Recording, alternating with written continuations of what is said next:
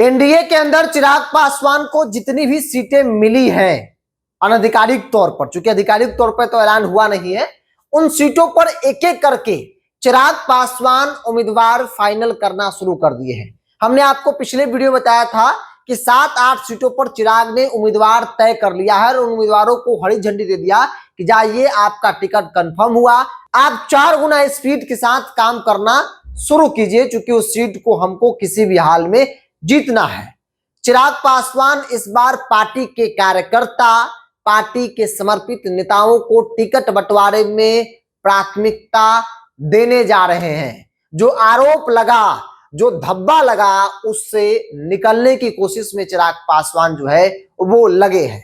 नमस्कार, the Bihari top देख रहे हैं, मैं हूं आपके साथ बिरजू सिंह। देखिए, एनडीए के अंदर सीटों का गणित बिल्कुल तय कर लिया गया है। आधिकारिक तौर पर ऐलान अभी नहीं हुआ, क्योंकि अभी ऐलान कर दिया जाएगा तो फिर दिक्कत हो जाएगी, कई तरह की समस्या भाजपा जदयू के सामने खड़ा हो जाएगा और इसीलिए समय के साथ ऐलान किया जाएगा। लेकिन आपस में तय कर लिया गया है। पहले भाजपा जदयू ने तय किया कि नंबर ऑफ सीट क्या होगा, उसके बाद भाजपा अपने सहयोगी दल से बातचीत कर लगभग फिगर जो है नंबर ऑफ सीट तय कर लिया कि फलना फलना सीट हम आपको देंगे और इतना संख्या जो है वो आपकी रहेगी। बात अगर चिराग पासवान की कर ली जाए तो एनडीए के अंदर चिराग 23 से 24 सीटों पर चुनाव लड़ेंगे।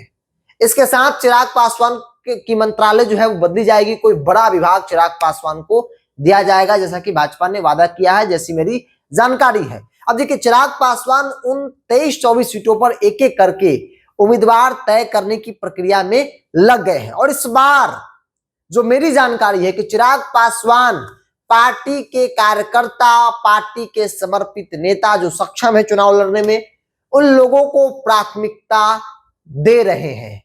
क्योंकि लोकसभा चुनाव में 5 सीटें चिराग पासवान को मिली थी, 5 में से 2 सीट परिवार, एक खुद चिराग लड़े हाजीपुर से, जमुई से जीजा अरुण भारती लड़े, बाकी जो 3 सीट था उसको लेकर कई तरह के सवाल उठे कि भाई पैसा पर चिराग पासवान ने टिकट को बेच दिया है। पार्टी के कई नेता तैयारी में थे जो जीतने वाले थे अगर टिकट मिल जाता तो, बावजूद इसके चिराग पासवान ने उन लोगों को उम्मीदवार नहीं बनाया, जिसमें एक नहीं बल्कि कई नाम है। चिराग पासवान उम्मीदवार किसको बनाया? शाम्भवी चौधरी को बनाया, जो शाम्भवी चौधरी का पार्टी से दूर दूर तक रिश्ता नहीं था। खगड़िया से उम्मीदवार बनाया राजेश वर्मा को, हालांकि वो पार्टी में थे लेकिन सक्रिय नहीं थे, कभी वो फ्रंट पर दिखे नहीं, कभी किसी आंदोलन में नहीं दिखे, किसी बैठक उठक में नहीं जाते थे।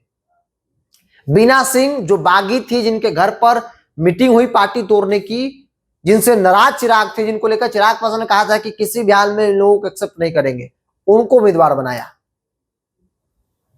लेकिन उस वक्त खूब चर्चा हुआ कि चिराग पासवान ने पैसे लेकर टिकट बेचे हैं। चिराग पासवान ने हर एक उम्मीदवार जो लोग थे चुनाव लड़े उनसे पैसा लिया।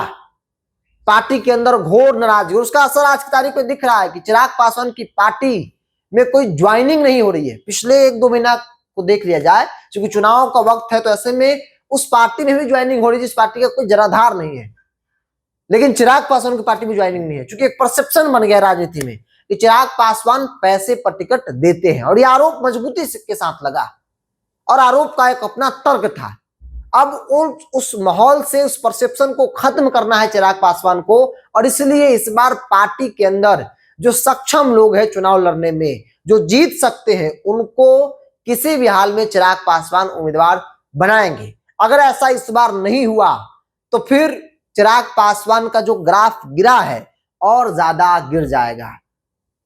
चंद फायदे तो हो जाएंगे, व्यक्तिगत तौर पर चिराग पासवान को फायदे तो हो जाएंगे, लेकिन राजनीति के हिसाब से भविष्य को देखा जाए तो काफी नुकसान चिराग पासवान को होगा अगर वो पार्टी के कार्यकर्ता, पार्टी के नेताओं को प्राथमिकता टिकट बंटवारे में नहीं दिए तो।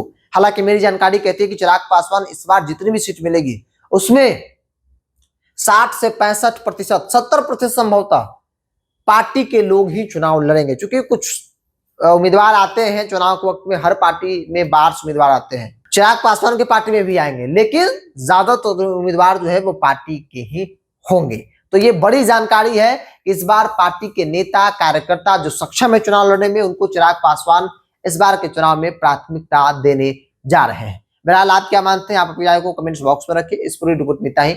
बहुत बहुत धन्यवाद।